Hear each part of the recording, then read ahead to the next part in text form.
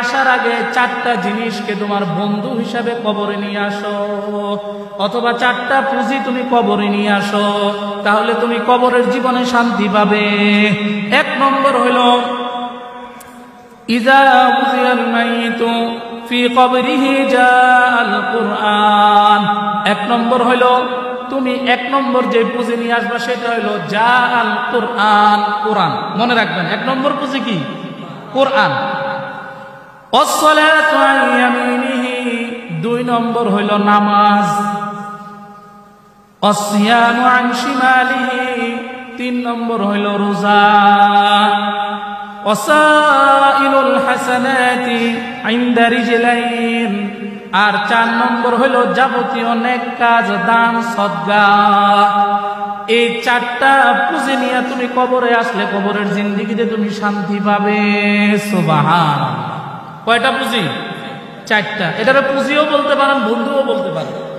তাহলে 1 নম্বরে জাআল কুরআন, 1 নম্বর হইল কোরআন, 2 নম্বর হইল নামাজ, 3 নম্বর হইল রোজা, 4 নম্বর হইল দান, সদকা, সৎ কাজ। এই 4টা জিনিস যদি কবরে নিয়ে যাইতে পারি তাহলে কবরের জীবনে শান্তি, আর যদি না নিয়ে যাইতে পারি তাহলে কবরে অশান্তি। কবরে শান্তি পাইতে চাইতো আমরা সবাই, কি বলেন? শান্তি পাইতে চাইতো, তাহলে এই 4টা জিনিসকে আমার বন্ধু হিসাবে নিতে হবে, আমার পুঁজি হিসাবে কবরে নিতে হবে। যদি আমি কবরে এই 4টা বন্ধু নিয়ে যেতে পারি, এই পুঁজি নিয়ে যেতে পারি, তাহলে কবরের জগতে আমি শান্তি পাবো।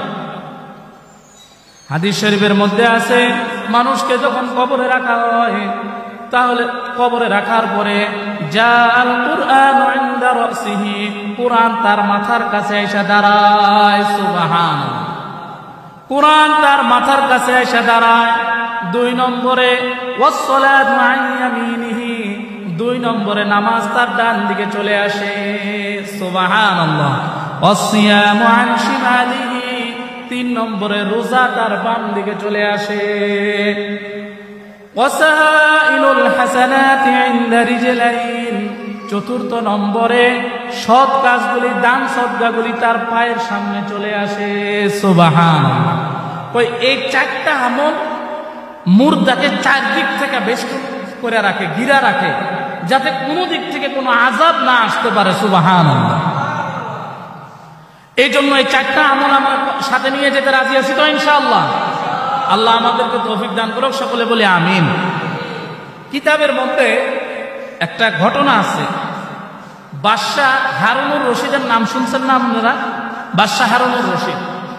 এই বাদশাহ হারুনুর রশিদ এমন বাদশাহ যিনি দৈনিক 200 রাকাত নফল নামাজ পড়তেন। সুবহানাল্লাহ। আপনারা আমলও করেন না, সুবহানাল্লাহ বলতে পারেন না? একটু জোরে কোন সুবহানাল্লাহ। দৈনিক কয় শত? 200 রাকাত নফল নামাজ পড়তেন। সুবহানাল্লাহ। আমরা তো ওয়াক্তের ফরজ নামাজও পড়ি না, যেটা ন্যায্য আছে এটাই পড়ি না। আর এমন বাদশাহ, রাষ্ট্র চালাইতো বাদশাহ, তিনি দৈনিক 200 রাকাত নফল নামাজ পড়তেন। এই হারুনুর রশিদ বাদশাহ একদিন তার স্ত্রীকে বলে, চলো প্রিয়তমা স্ত্রী, চলো তুমি আমার সাথে, আমরা সাগরের পাড়ে যাব, সাগরটা একটা ঘুরে দেখে আসবো, চলো। স্বামী স্ত্রী দুজন সাগরের পাড় দিয়ে যাইতেছে। যাইতে যাইতে হঠাৎ করে দেখে সাগরের পাড়ে একজন পাগলা বসা বসা কাদা মাটি, বালি মাটি দিয়া ছোট ছোট ঘর বানায়। বাদশাহ হারুনুর রশিদ দূর থেকে জিজ্ঞাসা করে, ও পাগল। বাদশাহ হারুনুর রশিদের জমানার মধ্যে একটা পাগল ছিল, যার নাম ছিল বাহলুল। এই বাহলুল পাগলা খুব প্রসিদ্ধ পাগল। বাহলুল পাগলা সমুদ্রের পাড়ে বসে বসে কাদা মাটি, বালি মাটি দিয়া ছোট ছোট ঘর বানায়। বাদশাহ হারুনুর রশিদ জিজ্ঞাসা করতেছে, কিরে বাহলুল, কিরে পাগলা, তুই এই ঘর গড়ি কেন বানাইতেছস? ঘর বানায় আর মনে সুখে সুখে আল্লাহর প্রেমের এশকের কবিতা পাঠ করে। সুবহানাল্লাহ। দিল মেরা বন যায় এক ময়দান হো, তু হি তু হি তু হি তু হি তু হি তু। দিল মেরা বন যায় এক ময়দান হো, তু হি তু হি তু হি তু হি তু হি তু। আল্লাহ আল্লাহ क्या मुबारक नाम है, अल्लाह अल्लाह आशिकों का काम है, कर ले जो करना है आखिर मौत है, एक दिन मरना है आखिर मौत है, मुँह खुदा को दिखाना एक दिन, कब्र में होगा ठिकाना एक दिन, रूह रग रग से निकाली जाएगी, तुझ पे एक दिन खाक डाली जाएगी, मौत को मत दूर समझो, मौत है हरदम करीब, कौन तेरा यार होगा गुर जाने के लिए, हुस्न सूरत चंद रोजा आखिर फना हो जाएगा, ये तुम्हारा नाजुक बदन खाक में मिल जाएगा, आरज़ू थी कि ये निकले दम तुम्हारे सामने, तुम हमारे सामने हो, हम तुम्हारे सामने, आरज़ू थी ये कि निकले दम तुम्हारे सामने, हम तुम्हारे सामने हो, तुम हमारे सामने। এই কবিতা পড়ে আর আল্লাহর জিকির করে, আল্লাহ আল্লাহ আল্লাহ আল্লাহ আল্লাহ, মুখে জিকির করে আর হাত দিয়ে ছোট ছোট ঘর বানায়। বাদশাহ হারুনুর রশিদ জিজ্ঞাসা করে, বাহলুল এই যে ঘর বানাইতেছো, ঘর দিয়ে কি করবা? ঘর বিক্রি করব। বাদশাহ হারুনুর রশিদ একটা হাসি ঠাট্টা করে সামনের দিকে চলে গেল, তার কথার ভিতরে কোনো ভ্রুক্ষেপ করলো না, কথারে কোনো পাত্তাই দিল না, দাম দিল না, সামনে চলে গেল। পিছনে বাদশার স্ত্রী জুবাইদা, হারুনুর রশিদ বাদশার স্ত্রী জুবাইদা পিছনে আস্তে আস্তে আস্তে আস্তে হাইটা হাইটা বাহলুলের কাছে এসে জিজ্ঞাসা করে, ও বাহলুল কি বানাইতেছ? বাহলুল বলে, ছোট ছোট ঘর বানাইতেছি। কি জন্য? বিক্রি করবো। কয়, বাহলুল তুমি কি পাগল নাকি? আমরা হইলাম বড় মানুষ, আমরা এই ছোট খেলনার মাটির ঘর কিনা কি করব? বাহলুল বলে, ও এটা কোনো সাধারণ ঘর নয়, যদি আমার থেকে একটা ঘর কিনো, জুবাইদা শুনে রাখো, আমার থেকে যদি একটা ঘর কিনো, এই ঘরের বিনিময়ে আল্লাহ তোমাকে জান্নাতের মধ্যে একটা ঘরের বানাই দিবে। জুবাইদা বলে, এত বড় অফার, এটা তো আমি না নিয়ে ছাড়তে পারি না, তাড়াতাড়ি দাও। দাম কত বলো? 1 দিরহাম। এই ঘরের দাম কত? 1 দিরহাম। লও 1 দিরহাম দাও, ঘর একটা দাও। ঘর একটা নিচে নিয়ে সুন্দর করে যত্ন করে আবার সামনের দিকে হাঁটা শুরু করছে। হাঁটতে হাঁটতে স্বামী স্ত্রী বিকাল করিয়ে সন্ধ্যা, সন্ধ্যা করিয়ে রাত, রাতের বেলায় সমস্ত ইবাদত বন্দী করে যখন আরামের নিদ্রায় স্বামী স্ত্রী দুজন ঘুমাইছে, শেষ রাত্রে হঠাৎ করে বাদশাহ হারুনুর রশিদ স্বপ্নে দেখতেছে হাসরের ময়দান কায়েম হয়ে গেছে। হাসরের ময়দান কায়েম হয়ে গেছে, জান্নাতীদেরও ঘরও আছে, জাহান্নামীদের ঘরও আছে সাজানো অবস্থায়। হারুনুর রশিদ বাদশাহ মনে মনে সিদ্ধান্ত নিল, দেখি তো জান্নাতের ঘরগুলি দেখে আসি। ঘর তালাশ করার জন্য যখন একে একে জান্নাতের ঘরগুলি দেখতেছে, দেখে যে প্রত্যেকটা জান্নাতের দরজার সামনে যার যার জান্নাত তার তার নাম লেখা আছে। বাদশাহ হারুনুর রশিদ কয়, আমিও দেখি আমার জান্নাতের দরজার মধ্যে আমার নামটা লেখা আছে নি, আমার জান্নাতটা কোনটা?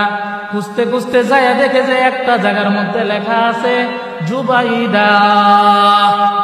বাদশাহ হারুনুর রশিদ আশ্চর্য হয়ে গেছে, কিরে এখানে আমার স্ত্রীর নাম কেন? প্রহরীদেরকে জিজ্ঞাসা করতেছে, এই জুবাইদা কোন জুবাইদা? প্রহরীরা সাথে সাথে উত্তর দিছে, এটা হলো বাদশাহ হারুনুর রশিদের স্ত্রী জুবাইদা। এবার বাদশাহ হারুনুর রশিদ বলে, তাহলে তো আমার স্ত্রীর জান্নাত, আমার তো পারমিশন আছে যাওয়ার, আমি একটু দেখি যাই। প্রহরীরা বলে, খবরদার, একজনের জান্নাতের মধ্যে আরেকজনের ঢোকার কোনো অনুমতি নাই। সুবহানাল্লাহ। বজাহের চশমে সুরত বিহনুদা, বলে চশমে দিগর দর দিল গুশুদা, করলে জো করনা হ্যায় আখির মৌত হ্যায়, এক দিন মরনা হ্যায় আখির মৌত হ্যায়।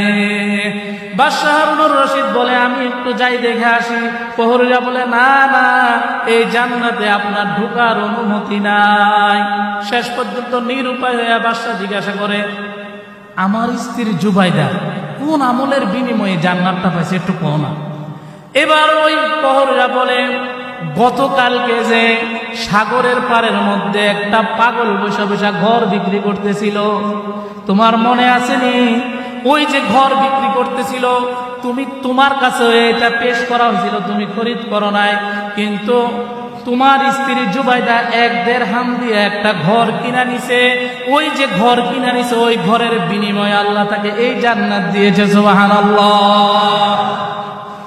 বাদশাহ হারুনুর রশিদের মাথা তো খারাপ, আমার স্ত্রী এই ঘর কিনলো, আমি পাইলাম না, অথচ আমি বাদশাহ, আমার পকেটে শত শত কোটি কোটি টাকার দিরহাম পাইলাম না আমি। এবার বাদশাহ কোন সময় খালি সকাল হইব এই টেনশনে তার আর তো ঘুম নাই। সকাল হওয়ার সাথে সাথে স্ত্রীরে বলতেছে, চলো আজকেও আমরা সাগরের পারে ঘুরে আসি, যাইবানি? স্ত্রী বলে, অসুবিধা নাই, আপনি নিলে আমি যাবো। তো চলো যাই।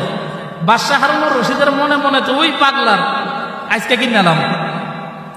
বাদশাহ হারুনুর রশিদ স্ত্রীকে সাথে নিয়ে আবার হাঁটতে হাঁটতে হাঁটতে ওই সাগরের পারে যাইয়া দেখে যে আগের দিনের মতো বাহলুলও বসে বসে ওই ঘর বানায় আর আল্লাহর জিকির করে।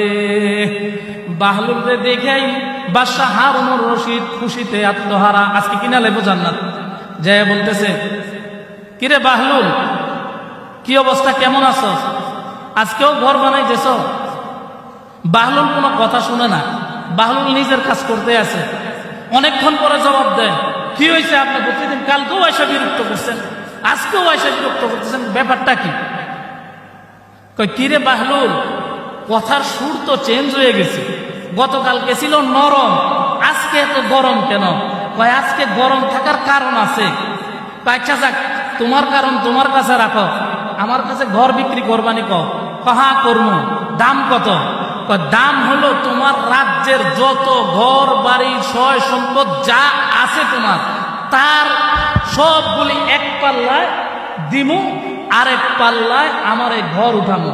এই আমার এই সব ঘরের মূল্য হইল এত। সুবহানাল্লাহ। বাদশাহ হারুনুর রশিদ কয়, কি ব্যাপার, 1 দিরহামের ঘরের এত দাম হইল কেন? এবার বাহলুল বলে, ও বাদশাহ, গতকালকে ছাড়ছিলাম, আপনি নেন নাই। গতকালকে এই ঘরের দাম ছিল একদম সস্তা, একদম অল্প। তো কারণ হইল তখন আপনি জুবাইদার জান্নাত দেখেন নাই। সুবহানাল্লাহ। আজকে তো জুবাইদার জান্নাত সচক্ষে দেখাই সেই ঘর কিনতে চাইতেছেন। করলে जो करना है आखिर मौत है, एक दिन मरना है आखिर मौत है।